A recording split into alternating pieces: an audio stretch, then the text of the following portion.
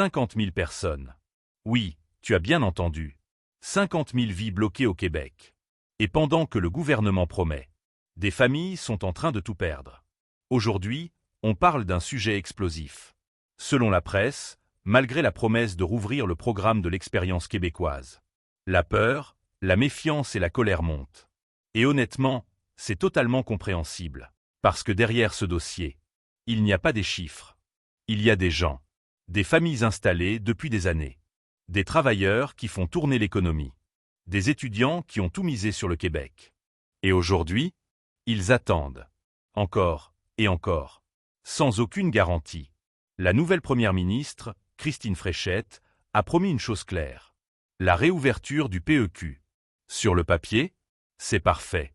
Mais dans la réalité, rien de concret. Aucun calendrier clair. Aucune sécurité pour ceux qui sont déjà là. Selon les groupes de défense des immigrants, 50 000 personnes pourraient être admissibles. Mais aujourd'hui, des dizaines de milliers sont toujours bloqués. Certains depuis des mois, d'autres depuis des années. Et pendant ce temps, leur permis expire. Leur statut devient fragile. Leur avenir, incertain. Imagine ça une seconde. Tu travailles au Québec. Tu paies tes impôts. Tu construis ta vie ici. Et du jour au lendemain, tu risques de tout perdre. Ce n'est pas juste une crise administrative. C'est une crise humaine. Certains commencent déjà à partir. Oui, quitter le Québec. Pas par choix. Par obligation. Et ça, c'est un énorme problème. Parce que le Québec manque de main-d'œuvre.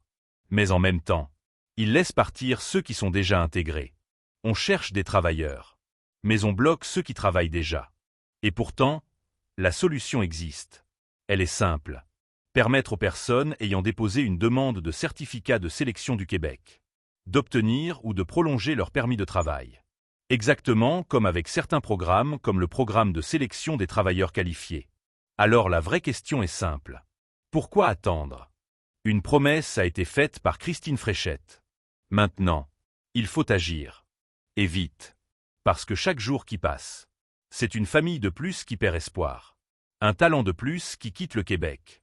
Si tu es concerné, ou si tu veux que ça change, like et partagez cette vidéo. Et écris « PEQ maintenant » en commentaire pour faire entendre ta voix. Parce que parfois, une décision politique peut changer 50 000 vies. Abonne-toi pour ne rien rater des prochaines annonces sur l'immigration au Canada.